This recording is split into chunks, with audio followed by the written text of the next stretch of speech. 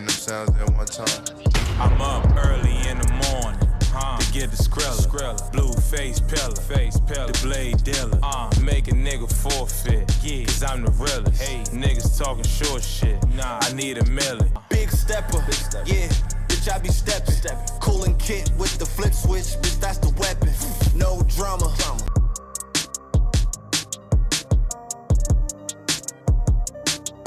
Welcome to New York Giants Full Access. This legend bring them sounds at one time. I'm hard, and we got you. And that's it, man. Go purchase Big Pat Sports Talk merch and support the family, man. And welcome to Big Pat Sports Talk. Thank you for your support. What's going on YouTube, Instagram, Twitter, all platforms? Welcome to another episode of New York Giants Full Access with your boy Big Pat Sports Talk. And today's subjects, we're going to be with Big Pat Sports Talk. We're going to be talking about many subjects in one video now. We're going to give you all Giants major subjects in each video. So today's subjects is the New York Giants are expected to sign Patriots right tackle Enwenu. They're expected to make some major upgrades on the offensive line, man, as far as guys like Enwenu and guys like Dodson from the Rams. But we're going to talk about Enwenu first. First and foremost, man, he's the right tackle for the Patriots. And I know what a lot of fans are going to say. Hey, we had a horrible experience when we signed Nate Solder from the Patriots. It was many years ago, maybe about 6 years ago, we signed Nate Solder, and he turned out to be a major bust. And so this might deter some fans from wanting to sign this guy because of the history we've had with signing linemen from the Patriots. But this guy here, Enwenu, he's very good. He's been very good for the Patriots for a little while now. So let's look up some of his stats that he has with the Patriots. Okay, we're going to go and look at Mike Enwenu on the Patriots. Let's look up his. So these are the stats for Mike Enwenu since playing with the Patriots. Last season, he had a 71.5 overall PFF grade, which is way better than most of our offensive line except for Andrew Thomas. He had 4 penalties and 3 sacks allowed last season, a very lackluster season for the Patriots. They had a number 3 pick. So in 2023, he played better than any lineman that we had last year except for Andrew Thomas, which is a very good thing. And I know guys, he's from the Patriots. We didn't have good taste with Nate Solder. And what about Evan Neal? Because he's a right tackle. What do we do with Evan Neal if we sign him? Hell. Hey, you make him and Evan Neal compete, and more than likely you move Evan Neal to the inside. His 2023 stats were not bad at all. 2022, let's look at 2022. Even better. More snaps played, less penalties, less sacks allowed. PFF grade was a 79.3. So his worst season so far has been one of the better seasons that any of our linemen have ever had. So signing Michael Enwenu wouldn't be a bad thing. 2021, less snaps, same amount of penalties, less sacks, 87 overall PFF grade for 2021, which is way better than what we have here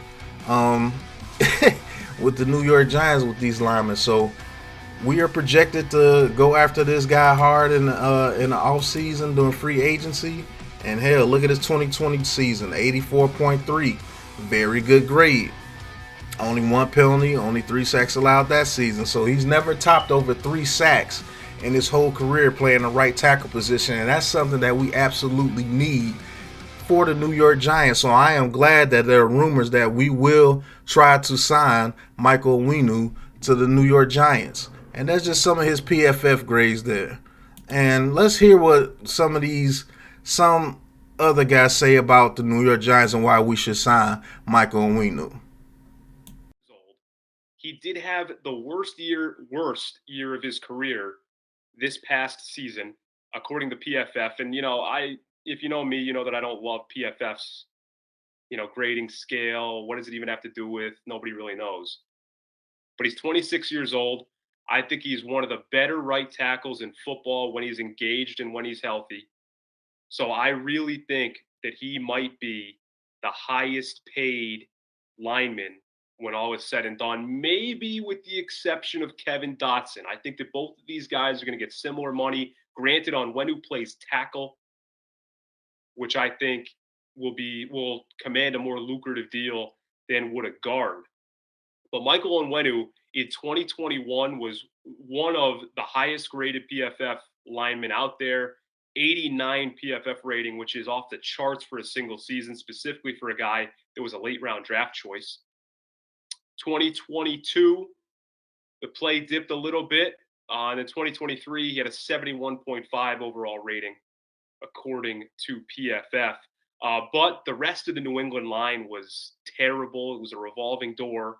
And he was really the one constant. And I think that he is going to command a big deal. And I think that Michael Enwenu, is going to get it from the New York Giants. I see this playing out very, very similar to the Nate Solder situation. Back, I believe it was after the 2015 season. Let me jog my memory here. The Giants signed Nate Solder to huge, huge money. Granted, it did not work out whatsoever. He was terrible for the Giants.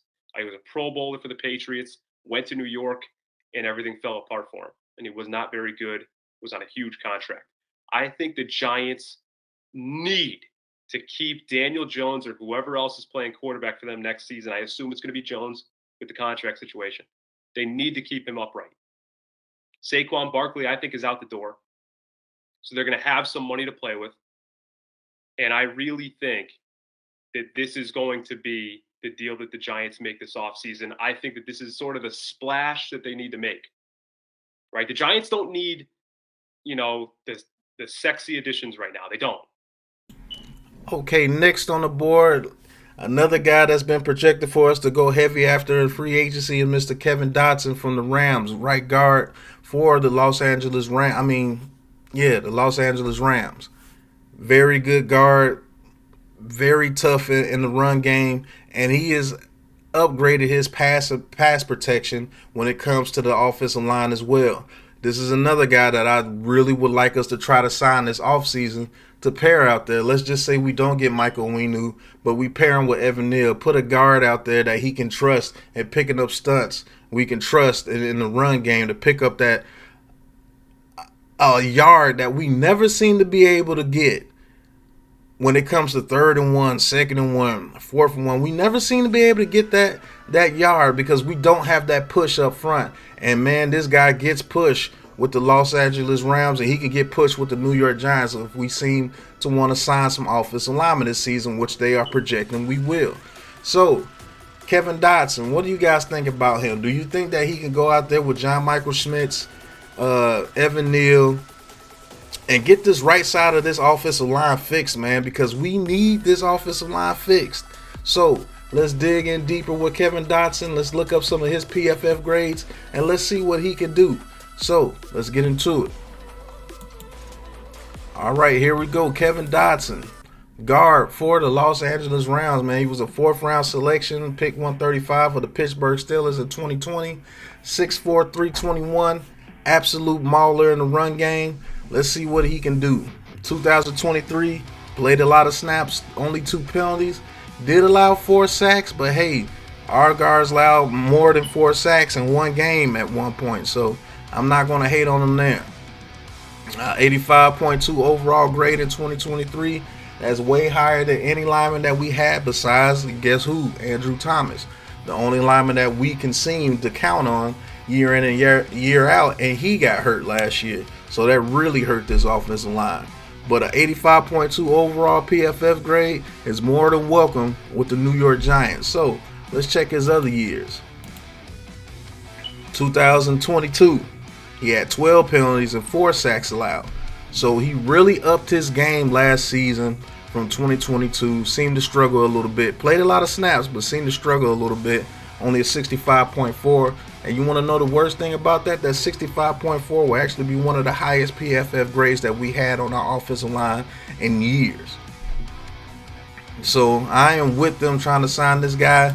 2021, 64.5, kind of consistent, 5 penalties, 3 sacks allowed. In 2020, he was a rookie with the Steelers, 66.2. So 2023 was his breakout year, man. He had a great year with the Los Angeles Rams, pushed them. I think they actually got close to getting into the playoffs. As a matter of fact, I think they did get into the playoffs. They did. They played the Lions in the first round and lost. But I mean, as you can see on the little film that I have, man, he's a mauler in the run game, and this is something that we need to do. Go get some offensive line in free agency. Michael Enwenu, Kevin Dodson. If we could get these two guys in free agency and shore up this offensive line, whoever the quarterback is, whether we trade up and get Drake May, or we trade up and get Caleb Williams, or we get J.J. McCarthy or Michael Penix, Bo Nix, Spencer Rattler, whoever. Let's make sure that we have an offensive line to protect for those guys. And like I said, I am very, very happy to know that they have us predicted to get some offensive linemen in this free agency. So, Kevin Dodson, Michael Enwenu, let's try to get at least one of those guys and bring him here to New York, man. But let's get into the last subject of the video. All right, last subject here, man, on this episode of New York Giants Full Access. This video is Mr. Xavier Mckinney. Now, Mr. Xavier McKinney is projected to get the transition franchise tag from the New York Giants, which means we will not franchise tag Saquon Barkley.